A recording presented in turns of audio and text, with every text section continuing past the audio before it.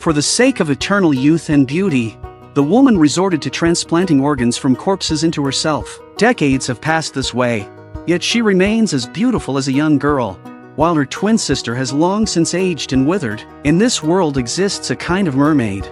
Legend has it that whoever eats mermaid flesh will attain eternal youth. One day, 3 fishermen obtained a piece of mermaid flesh, believing that consuming it would grant them immortality. However, one turned into a monster and perished violently, while another bled to death the next day. Only Yuta resisted the deadly toxins of the mermaid flesh, surviving and gaining the constitution of eternal youth. Yet Yuta, ageless and immortal, did not feel happy, because as time passed, his wife grew older and older, filling him with great fear. The village's old woman advised him to seek out the mermaid, to break the curse of eternal youth. So, in order to live like a normal human being, Yuta embarked on a journey to find the mermaid. This is a mysterious village without men. Yoko is the youngest and most beautiful woman here.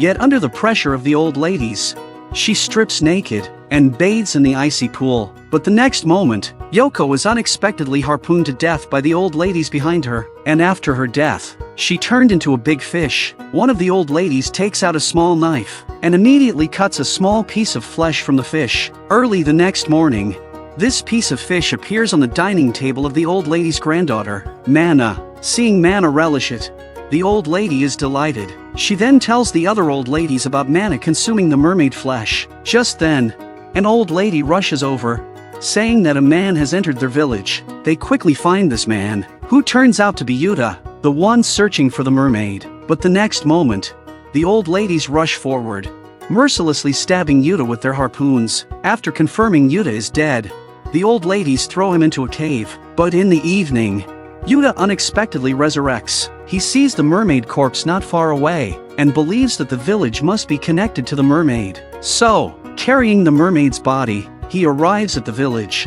The old ladies, upon seeing Yuta discovering their secret, grab their harpoons and rush towards him to protect himself.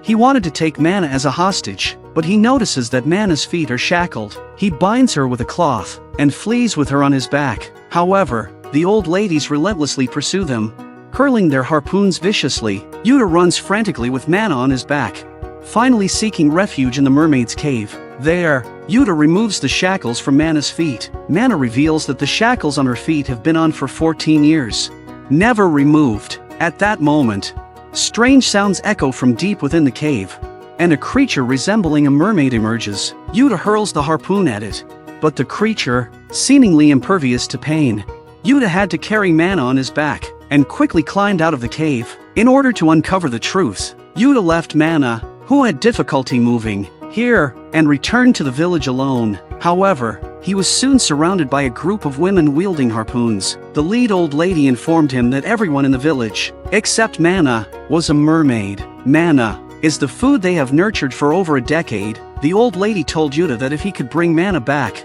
they would safely let him leave. Yet, Yuta angrily refused. At that moment, Mana was already captured and brought back by others, and Yuta's body was pierced once again by harpoons. The old lady told Yuta that Mana had also consumed mermaid flesh, and thereby gained immortality as a human. However, her fate was to become food for everyone in the village. Humans who consumed mermaid flesh could live forever, but if a mermaid consumed the flesh of an immortal human, they could rejuvenate and take on the appearance of that person. All the villagers in the village were aging mermaids. They nurtured Mana for over a decade, waiting for her to grow into adulthood, to become the most beautiful human form, and then feed her mermaid flesh to grant her immortality. Afterward, all the people in the village would collectively feast on Mana's flesh, regaining new life, and acquiring the same beauty as Mana. During this process, they continuously killed the youngest mermaids in the village to feed Mana. Now that Mana was captured and Yuta was struck by poisoned harpoons, the village's centuries-old wish was about to come true. However, just as the old lady was overcome with excitement, Yuta seized the opportunity, broke free, took Mana in his arms, and set the house ablaze. Yuta finally managed to escape with Mana. They escaped back to the mermaid cave again. In gratitude for Yuta's life-saving act, Mana used her mouth to draw out the venom from his wound. However, the elderly ladies followed the trail of blood. They opened the floodgate that connected to the mermaid cave. All the mermaid caves in the village led to the sea. Once in the water, Yuta and Mana, as humans, were no match for the mermaids. As Mana was submerged in the sea, a mermaid lunged forward and bit her. Instantly, the mermaid transformed into Mana's likeness. Seeing this, Yuta swiftly carried Mana ashore, using a harpoon to fend off the leaping mermaids in the sea. Unbeknownst to him, the old lady who had nurtured Mana had stealthily approached her. The old lady sought to seize the opportunity to consume Mana, but Mana pushed her away. Mana was curious why, after other mermaids entered the sea and reverted to their mermaid forms, she could maintain her human appearance. It's because the old lady was not a mermaid at all, but a human like Mana who had consumed mermaid flesh and gained the ability to live forever. However, she had eaten the mermaid flesh in her old age. From that moment on, she could no longer integrate into human society. In order to no longer be lonely, she is willing to cooperate with the mermaids to help them raise Mana. Yuta can sense the pain of the old lady because they are both monsters with eternal life. Yuta wants to take Mana away from here, and the old lady does not stop him. To her, Mana is so lucky because she not only has eternal life and beauty, but also has the person who can always be with her, while she can only continue to stay here, forever accompanied by the ugly mermaids. After leaving Mermaid Village, Yuta and Mana arrived in the city. Everything in the outside world seemed so novel to Mana, even a stray cat could captivate her. Taking advantage of a moment when Yuta rested, Mana wandered around holding the kitten. However, the kitten escaped, prompting Mana to chase after it. But in the next moment, a truck crashed towards her. Upon hearing from a passing police officer that Mana had been in an accident, Yuta hurried to the clinic. However, Dr. Sheena informed him that Mana was missing. Yuta didn't dwell on it much because he knew Mana wouldn't die. Even if she did, she would immediately resurrect. So, he quickly set out to search for Mana's whereabouts. But after he left, Sheena arrived at a hidden basement where Mana was lying. By nightfall, Sheena undressed Mana and proceeded to cut her arm with a surgical knife. Suddenly, an old woman burst into the room and halted Sheena. However, another young woman complained of a painful hand and urged Sheena to proceed with the surgery quickly. They intended to cut off Mana's arm and transplant it to the woman at the door. At that moment, Mana, who had already shown no signs of life, unexpectedly opened her eyes. Startling the three individuals in the room, Mana sat up, wiped her wrist with a blanket, and miraculously, the wound inflicted by Sheena had already healed. At this moment, Yuta was still searching all over the streets for Mana. By chance, he saw the stray cat incessantly scratching at the clinic door. Yuta realized that Mana's disappearance must be related to that doctor. However, the clinic was now empty. So, Yuta found a police officer to inquire. The officer informed him that today was Dr. Sheena's clinic day, and the patient was an elderly lady named Sawa who lived on the outskirts. Following the address provided by the police, Yuta arrived at Sawa's house. He scaled the wall directly and encountered a white-haired woman. Upon learning her name was Tamoa, Yuta hurriedly asked her about Mana's whereabouts. However, Tamoa's face displayed a strange expression. Just then, a monster suddenly appeared and tackled Yuta to the ground. Seeing the terrifying appearance of the monster, Yuta immediately thought of those who had consumed mermaid flesh and turned into mutants. At that moment, the monster lunged at Yuta again,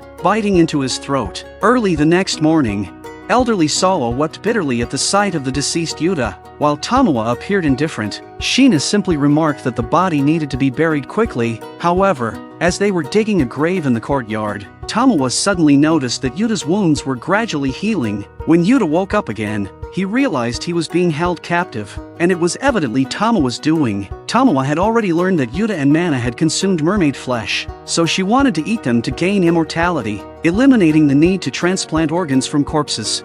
Yuta immediately realized that Mana was in danger. Therefore, after Tamoa left, Yuta desperately broke free from the iron chains. Just then, Sawa approached Yuta with an axe. It turned out she wasn't there to harm Yuta, but to help him break the chains on his hands. Afterwards, Sawa revealed the whole truth to Yuta. Sawa's family had been guarding a mermaid mound for generations. Inside, there were not only medicines made for mermaids, but also real mermaid flesh that never rotted for centuries. Tamoa was actually her twin sister. 60 years ago, Tamoa fell seriously ill, and their father revealed the secret of the mermaid mound to Sawa, instructing her not to tell anyone. However, Sawa was determined to save her sister. She secretly took a potion from the mermaid mound.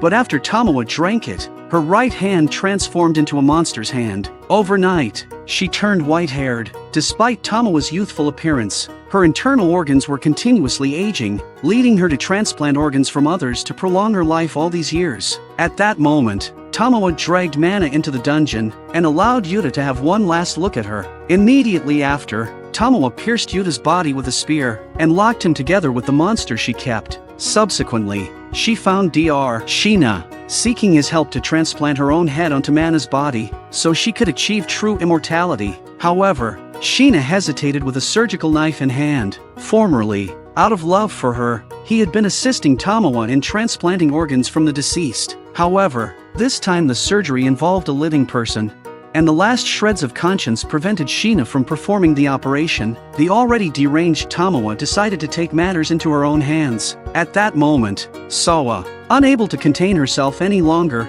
knelt down and implored Tamoa to stop. She revealed the secret of the mermaid mound to her. However, to Sawa's surprise, Tamoa had already known about it. The reason she was performing the surgery in front of Sawa was to force her to disclose the location of the mermaid mound, so the group proceeded to the mermaid mound with Mana. Meanwhile, on the other side, Yuta finally managed to kill the monster and escape from the dungeon. Upon reaching the mermaid mound, they discovered numerous potions buried here, and in the cellar beneath their feet lay a complete mermaid corpse. But the next moment, emerging from the shadows, came a monstrous and terrifying creature. Sawa informed everyone that this creature was her father. At this moment, Yuta also hurried over. He told Tamoa that mermaid flesh was not an elixir of eternal youth, but a cursed and highly toxic substance. Only a few could achieve immortality, while most would transform into such monsters. Live examples were right in front of them. However,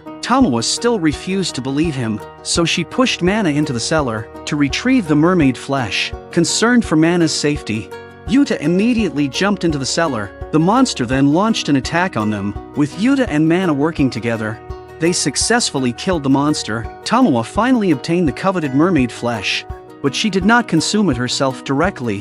Instead, she made Sawa eat it. It turns out that she sought the mermaid flesh for Sawa, and all she did was for revenge against Sawa. It was actually Sawa who desired true immortality. However, their father had warned Sawa that mermaid flesh was highly poisonous and could lead to mutations if consumed. Therefore, she intended to use Tamoa as an experiment because they were twins. If Tamoa could achieve immortality by consuming mermaid flesh, then naturally, Sawa, being her twin sister, could too. What Sawa gave Tamoa to drink 60 years ago wasn't a potion but mermaid blood. After consuming the mermaid blood, Tamoa underwent a mutation. Although she didn't fully transform into a monster, it was enough to make her suffer immensely. Upon the failed experiment, Sawa locked Tamoa in the basement. She publicly announced that her sister had long since died from illness, and forbade anyone from approaching the basement. Days passed like this. Tamoa could only glimpse the outside world through a small skylight. Meanwhile, Sawa got married and started living an ordinary life. 60 years swiftly went by. Sawa's father had long passed away, and her husband and children had departed from this world. It was only then that Sawa finally remembered her only remaining relative locked in the basement. After being confined for 60 years, Tamoa finally left the basement. However, hatred had already taken root deep within her. She used every means, even resorting to transplanting organs from the deceased, to force Sawa to reveal the whereabouts of the mermaid mound. Tamoa intended to personally force-feed Sawa the highly poisonous mermaid flesh, to quench the hatred in her heart. But at that moment, Sawa suddenly passed away. Sheena immediately stepped forward to diagnose, only to discover she had died from a heart attack. In that moment, Tamoa's mind went blank. Tears rolling down her face drop by drop. For this day, she had lived on like a monster, barely clinging to life. She had accumulated over 60 years of resentment in her heart, which ended in an instant. In the end, Tamoa requested Sheena and Yuta to burn everything here along with her and Sawa. Perhaps what Tamoa had hated all along was this bewitching mermaid mound. Throughout the entire tale, the most tragic figure was Sheena. He had deeply loved Tamoa since 60 years ago, remaining faithfully by her side even after learning of her mutation. But Tamoa had long been blinded by hatred. Even in the last moments of her life, she did not say goodbye to him.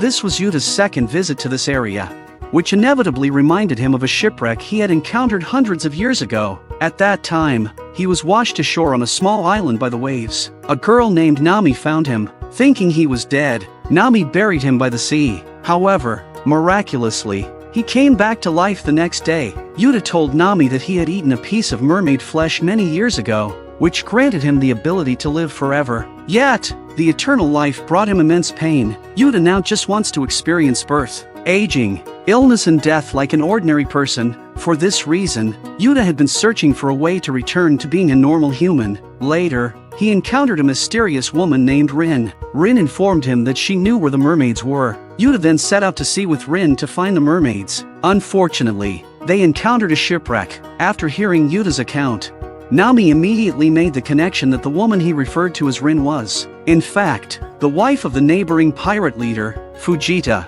3 years ago, she had suddenly appeared on this small island, spreading the rumor that eating mermaid flesh could grant eternal life. Rin had been constantly encouraging the pirates to search for mermaids. Nami also wanted to find the mermaids because her father had been bedridden for many years. She hoped to use mermaid flesh to cure her father's illness. Previously, Nami had always believed that mermaids were just a legend. It was Yuta's arrival that made her believe in the existence of mermaids. Therefore, she made a pact with Yuta to search for the mermaids together. They agreed to wait for the calmest sea conditions before setting out to sea. So during this period of waiting, Yuta worked alongside the villagers. They fished together, set up stalls at the market together. Gradually, Yuta completely adapted to life here. Nami also developed different feelings for him. She would deliberately dress up in front of Yuta. She always asked Yuta, if he could return to being a normal human, would he choose to stay here? However, Yuta just responded to her perfunctorily. But on this day, the woman named Rin suddenly appeared. When she saw Yuta, she seemed very surprised, because she had seen Yuta die with her own eyes, but now Yuta was alive and well. Rin immediately thought that Yuta might have eaten mermaid flesh. To verify her suspicion,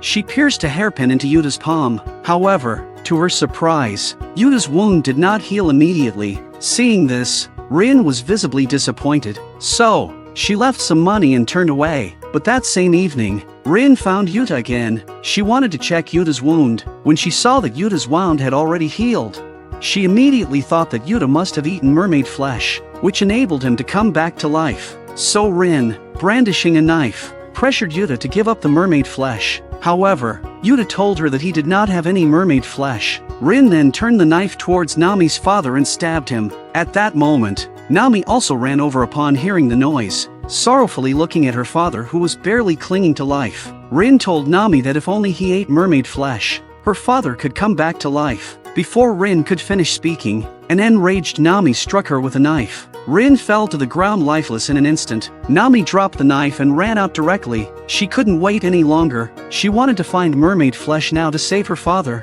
Watching this scene, Yuta also ran out after her. However, shortly after they left, Rin, who had already passed away, had her fingers tremble slightly twice. Meanwhile, Yuta and Nami had already reached the sea in search of the mermaid. In order to successfully find the mermaid, they decided to venture into the most dangerous waters to try their luck. Eventually, as they passed through a terrifying whirlpool, they finally spotted the silhouette of the mermaid. Yuta immediately leaped into the turbulent sea, intending to capture the mermaid with his own strength. Just as Yuta and the mermaid were locked in a fierce struggle, an unexpected event occurred. Several harpoons pierced through the bodies of both Yuta and the mermaid in an instant. The one who had attacked was Rin's husband, the pirate leader Fujita. They had been tracking Nami's boat all along, with the aim of using Yuta to locate the mermaid. As a result, they easily captured the legendary mermaid. When the pirates saw the mermaid's ability to come back to life, they all believed that mermaid flesh could grant eternal youth. As for Yuta,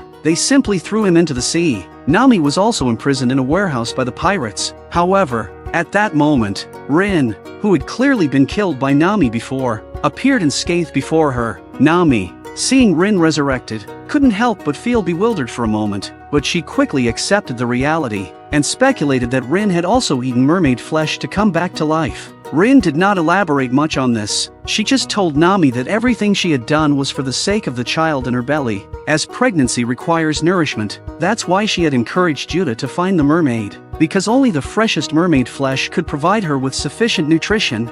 At this moment, the pirates were discussing how to divide and consume the mermaid flesh. Nami was also brought over forcibly, because Fujita coveted her beauty and wanted her to be his concubine. However, Nami disdainfully spat at him, enraging Fujita, who attempted to throw her to her death. Just then, Yuta, who had just been revived, suddenly appeared and embraced Nami. Rin revealed the method to permanently kill Yuta, which was to chop off his head. Upon hearing this, Fujita immediately stated, whoever could chop off Yuta's head would be rewarded with a piece of mermaid flesh to eat. In an instant, the pirates all rushed forward. However, faced with the united attack of Yuta and Nami, these pirates were no match. In the chaos, Yuta threw a knife that struck Fujita's chest directly, further enraging him. Fujita pulled out the knife from his chest and engaged in a fight with Yuta. Unexpectedly, his subordinates took this opportunity to secretly consume the mermaid flesh. But the next moment, their bodies suddenly underwent a mutation.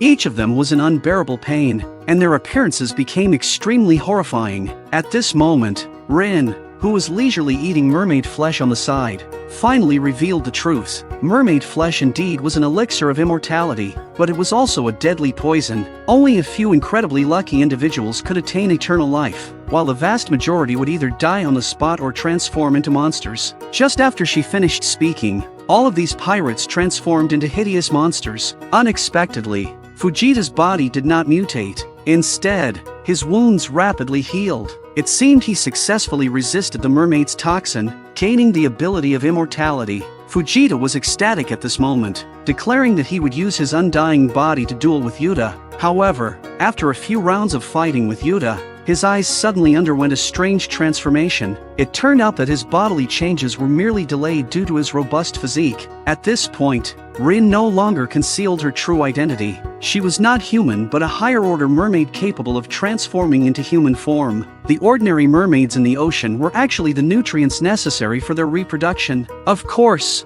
the child she carried was not Fujita's, but that of her deceased husband. In fact, Rin had been pregnant 3 years ago, and the gestation period for higher mermaids is also 3 years. If Rin had not been captured by the pirates at that time, she would not have incited them to search for mermaids. Upon hearing this news, Fujita completely lost his mind. His body size grew several times, and despite the villagers shooting dozens of arrows at him, they could not inflict substantial harm. Yuta immediately leaped onto Fujita's back to attack. However, Fujita paid no attention to Yuta's assault. His sole focus was on Rin. Just as he was about to grasp Rin, she leaped into the sea, transforming into a beautiful mermaid as she submerged. Simultaneously, 2 small mermaids appeared by her side. They then vanished together into the depths of the ocean. After all was said and done, the villagers cleared away all the monsters. Nami's father also regained his health thanks to the effects of the mermaid flesh. After listening to Yuta's story,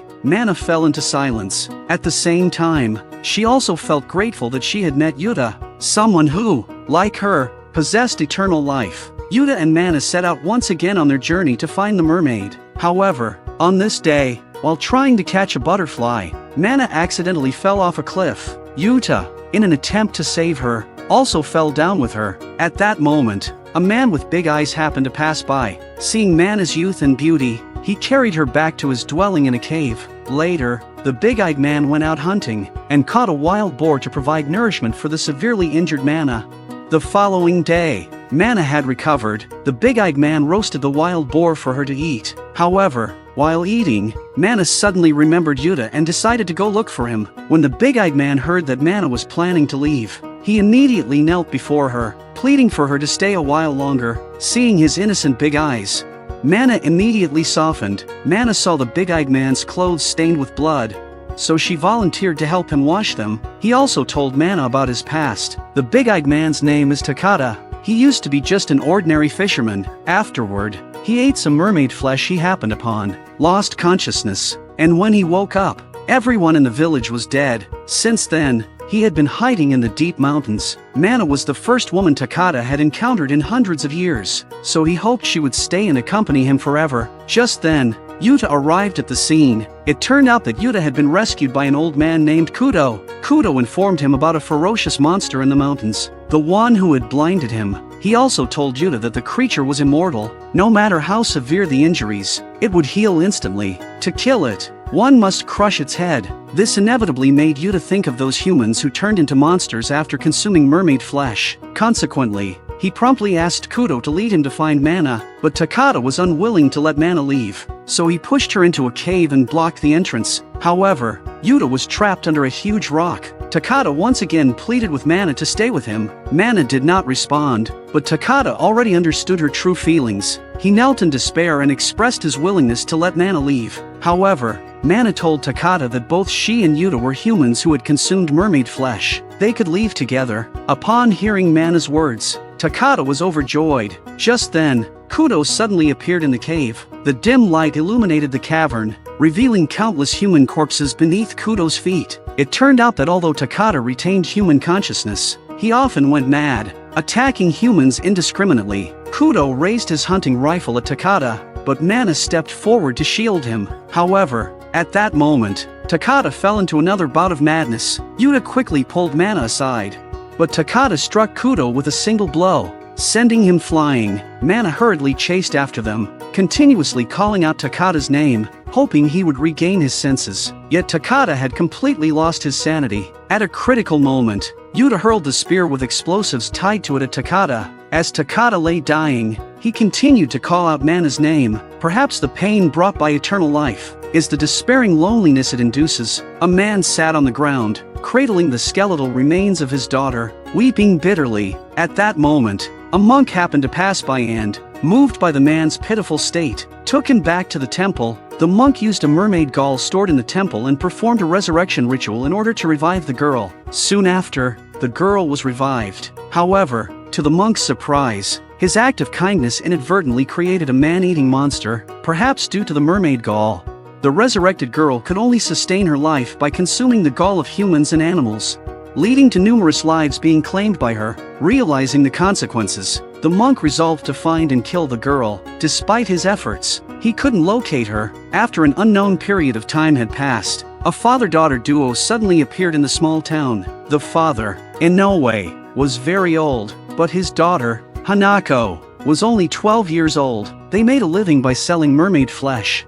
In order to prove that they were selling real mermaid flesh, Inoue would always first show the mermaid in the cage to everyone. Then, he would have Hanako cut open her own arm. The next moment, the wound on Hanako's arm would instantly heal. Witnessing this scene, the onlookers all believed it to be true, and the father-daughter duo's business thrived as a result. However, little did they know that the monk who had been searching for them for decades had also appeared at this moment. In the evening, the monk found Hanako, who had gone out alone to hunt. Without a word, he drew his sword and severed Hanako's arm. Just as the monk was about to deliver a fatal blow to Hanako, Yuta suddenly appeared and knocked out the monk. Subsequently, Yuta took Hanako back home. Upon returning home, Inoue reattached Hanako's severed arm. Witnessing this scene, Yuta immediately asked Inoue if Hanako had consumed mermaid flesh. Inoue did not deny it, but neither did he provide an answer. Therefore, Yuta disclosed his own secret of having consumed mermaid flesh to them.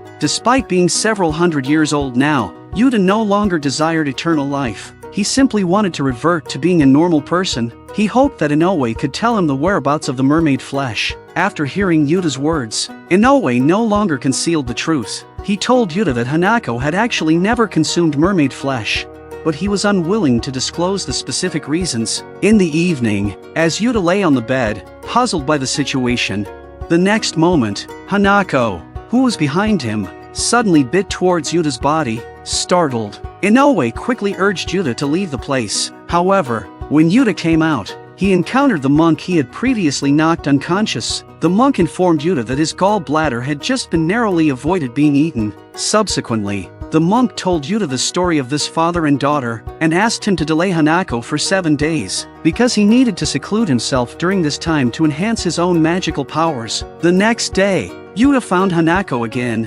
Hanako seemed somewhat apologetic. She said she had just wanted to taste the gallbladder of an immortal person last night, to see what it tasted like. Upon hearing this, Yuta was speechless. Over the next 7 days, Inoue took on a big business deal, which involved resurrecting the body of a princess. Meanwhile, Hanako would often seek out Yuta to spend time with him. As the two gradually interacted, Yuta began to empathize with the girl. Hanako told Yuta that after her resurrection, she had lost her previous memories. This led her to constantly question whether Inoue was truly her father. While Inoue aged over time, Hanako remained unchanged. She innocently expressed to Yuta her hope to accompany him in the future. Later, she told Yuta that if her father passed away from old age, she would make sure to live well. Looking at the innocent Hanako before him, Yuta couldn't help but recall the words of the monk. Instead of living in prolonged agony, he believed that the girl's true happiness lay in complete disappearance. However, the present Hanako kept dreaming of the future. With this in mind, Yuta immediately asked her if she was willing to go with him, because today was the last day as per his agreement with the monk. Hanako readily agreed. Before leaving, she decided to bid a proper farewell to her father. Unbeknownst to her, Inoue was right behind them at that moment and overheard their conversation. After Hanako left, Inoue found Yuta. In order to make Hanako stay, Inoue deceived Yuta and took him to the mountains, where he struck Yuta with a knife. Meanwhile, when Hanako returned home and didn't find her father, she immediately ran towards the mountains. However, the monk was already waiting there. He swiftly used his magic to extract the mermaid gallbladder from within Hanako. In that moment, Hanako remembered her promise to Yuta. She then cut off the monk's arm with a sword and quickly fled from the scene. When she arrived at the mountains, what she saw was her father stabbing Yuta's body with a knife. It turned out that Inoue intended to use Yuta's gallbladder to resurrect the princess and create someone with eternal life like Hanako. Hanako approached her father to stop him, but Inoue noticed the wound on Hanako's body and realized her mermaid gallbladder had been extracted. He sorrowfully embraced Hanako, because without the gallbladder, Hanako would soon revert to bones. At this moment, Inoue would rather accompany Hanako in jumping off the cliff, so at least she wouldn't be lonely. It's unknown how much time passed, but when Yuta found Hanako at the bottom of the mountain, she was still alive. At this moment, Hanako was unaware of the consequences of having her mermaid gallbladder removed. She still naively believed that she wouldn't die and would soon recover. She even asked Yuta in a silly manner, "Where are we going in the future?" "Wherever you go, I will follow you." An ugly woman by the river found a beautiful female corpse. Then, she actually transplanted the face skin of the dead woman onto her own face. Since then, she changes her face skin every now and then. The woman's name is Yoshiko. She accidentally got hold of mermaid flesh that grants immortality. To ensure her son Hiroji stays by her side forever, she fed him the mermaid flesh. At that moment, Hiroji's grandmother shot her, causing Hiroji to immediately regurgitate the mermaid flesh. Subsequently, the grandmother took Hiroji and fled. The grandmother handed Hiroji over to Hiroji's father's new wife to raise. While Yoshiko had gained the ability to live eternally, she had also fallen victim to the poison of the mermaid flesh. Afterward, Hiroji grew up and even had a child. But when Yoshiko discovered this, she secretly took the child away. Yoshiko named the child Haruma and asked Haruma to call her mom. The grandmother, fearing that Haruma would suffer the same fate as his father and be fed mermaid flesh by Yoshiko,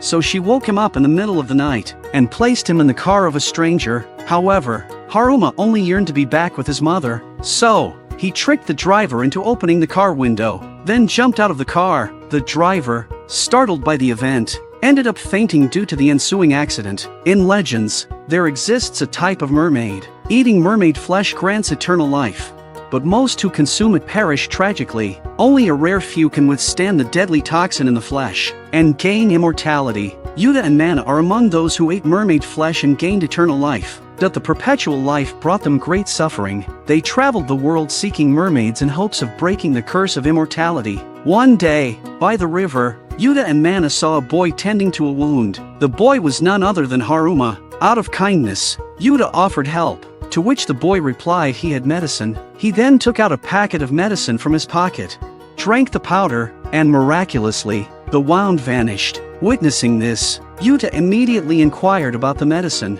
The boy explained it was made by his mother, capable of healing any injury instantly. To unravel this mystery, Yuta and Mana decided to visit Haruma's home. Haruma didn't want Yoshiko and grandmother to argue, so he lied, claiming he was lost and that Yuta and Mana had helped him back. Upon arriving at Haruma's home, Yuta asked Yoshiko about the medicinal powder. Yoshiko mentioned it was a secret recipe passed down in her family and then left. However, Yuta and Mana suspected the powder had something to do with mermaids. At that moment, grandmother approached, scolding them for bringing Haruma back. She then took out a photo of Haruma and his mother from her pocket. Upon closer inspection, Yuta noticed that the woman in the photo didn't resemble Yoshiko.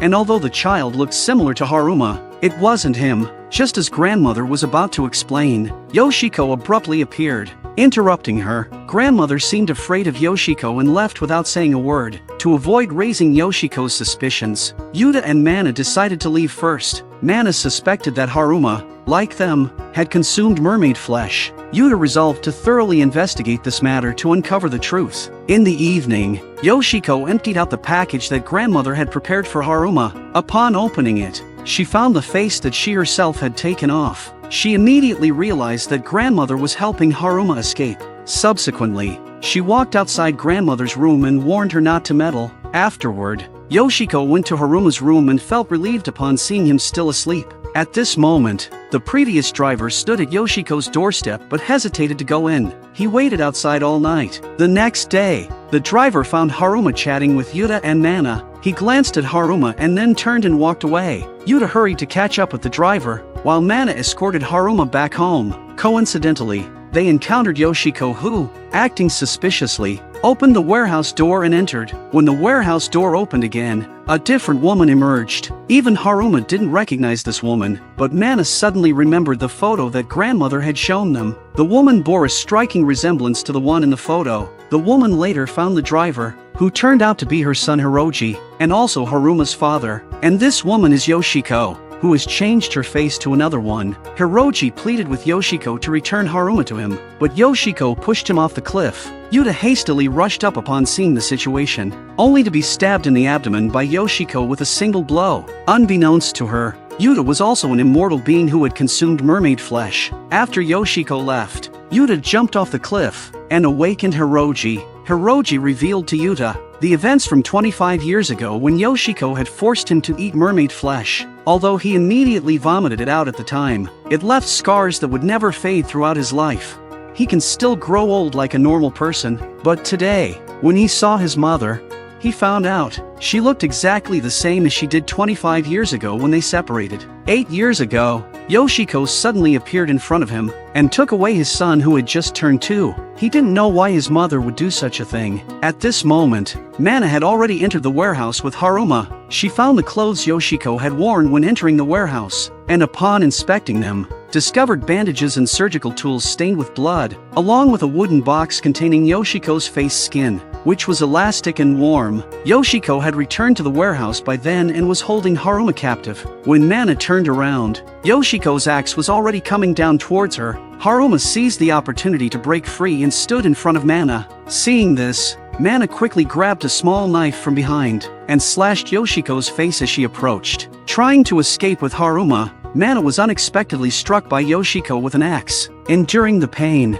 Mana managed to get Haruma out of the warehouse. Witnessing Mana's severe injuries, Haruma hurried back to fetch the medicine Yoshiko had prepared for him. At this point, Yoshiko had reverted to her original face skin. Haruma, upon seeing this, rushed over, embraced her, and informed Yoshiko about the presence of a bad woman at home, and everything that had just happened. Learning that Mana was still in the yard, Yoshiko instructed Haruma not to go outside, and assured him that she would save Mana, but Haruma was still worried that the bad woman would harm his mother and Mana, so he ran out with the medicine. However, he was stopped by grandmother, who snatched the medicine from his hands and poured it into the fish tank. The fish inside immediately underwent a transformation, turning into a monstrous creature with fangs in no time. Despite this, Haruma refused to believe that his mother would act in such a way. He pushed past grandmother, intending to go out and seek answers from Yoshiko. At that moment, Yoshiko was dragging Mana, intending to kill her.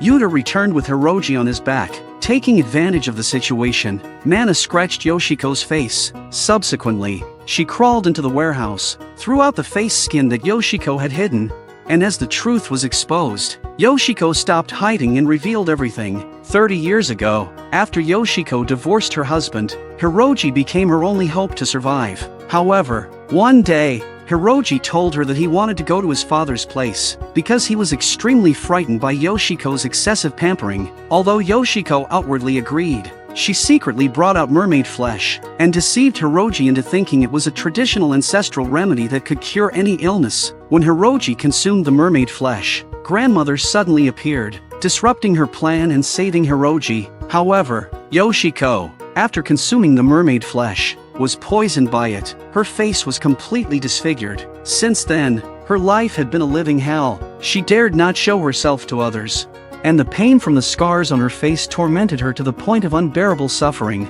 Even suicide was impossible for her because any wounds on her body would heal immediately, and her appearance would never age. Thus, she had to live on with this hideous visage indefinitely. It wasn't until 8 years ago when she clandestinely brought Haruma back that she stumbled upon a female corpse by the riverside. This discovery sparked a crazy idea in her mind, to utilize her horrifying regenerative ability to transplant this face skin. At that moment, Haruma rushed over, unable to believe that the man in front of him was his father. Yoshiko instructed Haruma to come to her side, and when Yuta tried to stop Haruma, Yoshiko struck him down with an axe. Subsequently, Yoshiko led Haruma into the warehouse, originally planning to wait until Haruma was older before giving him the mermaid flesh.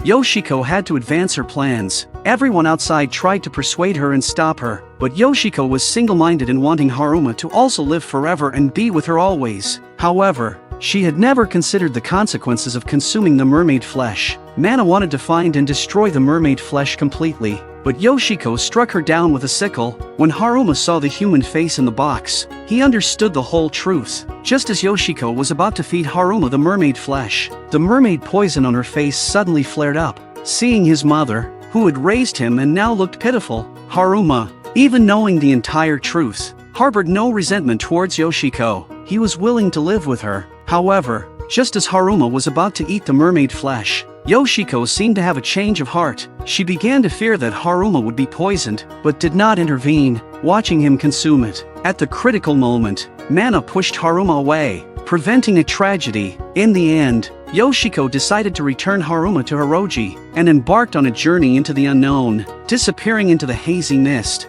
Every night before bed, the boy would kill his mother, ensuring not a drop of her blood was wasted as he collected it in a bucket. After completing this ritual, he would take a hot bath. However, the next day, his mother would resurrect as if nothing had happened, while the boy would pretend to be innocent, hiding behind the nanny. In reality, he was the true demon. The boy's name was Haruki. 800 years ago, he and his biological mother were on the brink of starving to death. Haruki then produced a piece of mermaid flesh. Having heard that consuming it could grant immortality, he first ate a small portion himself and then gave the rest of the piece to his mother. However, after she ate it, she transformed into a monster. Afterwards, Haruki wandered alone for 100 years, occasionally being taken in by kind-hearted individuals. Yet, whenever there was conflict or a plague, those around Haruki would perish. This led him to conceive a dreadful idea. During World War II, the city where he resided was bombed into ruins. In the wreckage,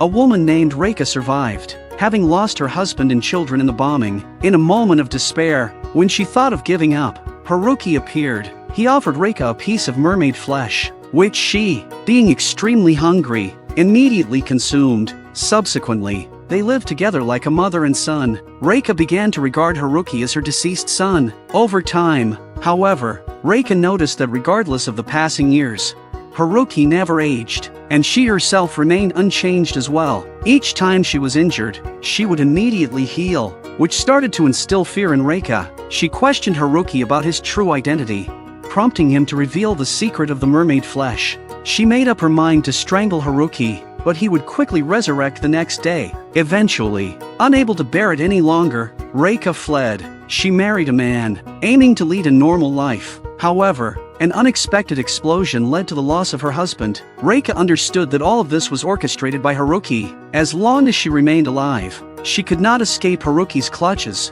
50 years later, on a train, Haruki encountered Yuta and Mana, who had also consumed mermaid flesh. He pretended to be innocent, claiming he was looking for his mother. A few days later, the nanny, Kana, took Haruki out shopping and coincidentally ran into Yuta and Mana. After Kana left with Haruki, the shopkeeper shared rumors about their family with Yuta. 2 years prior, Haruki's mother, Reika, and her husband were involved in a yacht accident. Reika's husband died on the spot, and she sustained severe burns and was near death. However, She not only survived but also made a full recovery. The shopkeeper's words immediately made Yuta think of the mermaid flesh. Meanwhile, Reika's injuries were not healing, indicating that the effects of the mermaid flesh were gradually fading. In a frenzy, she lunged at Haruki with a knife, demanding that he hand over the mermaid flesh. Upon seeing this, Kana quickly intervened, but Reika pulled Haruki back and stabbed at him. However, the blade struck Yuta's hand instead.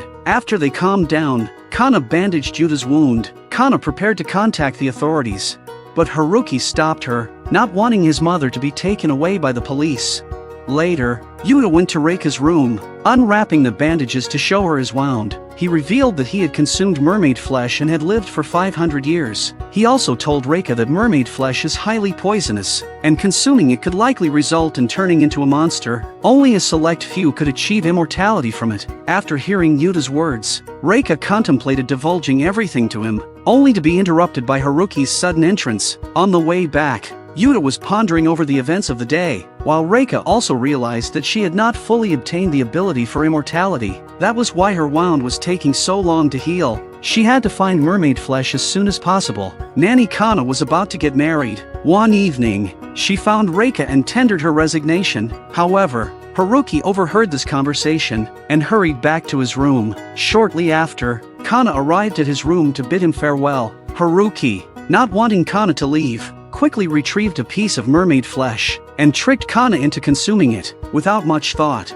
Kana ate the mermaid flesh handed to her. At that moment, Yuta and Mana rushed over. Suddenly, the glass in the house shattered. When they arrived, they witnessed a monster attacking Reika. Upon seeing this, Yuta immediately charged towards the monster, while Mana attacked from behind with a knife, only to be struck down by the monster. In the chaos, Reika lunged at Haruki and bit him. Mana swiftly carried Haruki to safety. Once in a secure area, Mana set Haruki down, and as her facial wounds healed automatically, Haruki noticed this miraculous recovery, sparking new thoughts and plans in his mind. At this moment, Yuta finally managed to defeat the monster. However, when he saw a ring on the ground, he realized it belonged to Kana, her engagement ring. Reika finally disclosed the whole truth to Yuta. It was then that Yuta understood that Haruki was the real demon. Reika had only consumed a small amount of mermaid flesh, causing its effects to diminish gradually. Each time Reika pressured Haruki about the whereabouts of the mermaid flesh,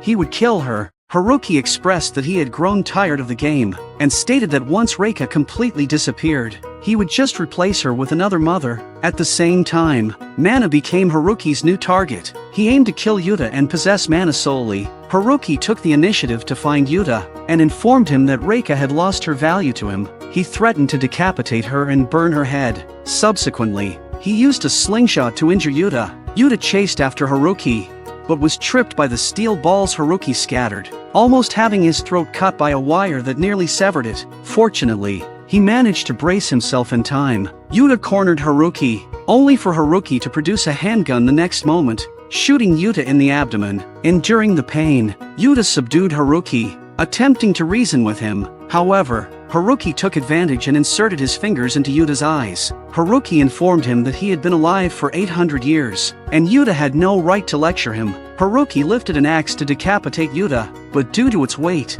he struck Yuta's back instead. Haruki then aimed the gun at Yuta. Just as Mana rushed in and was shot down by Haruki, Haruki picked up the axe again and swung it towards Yuta's head.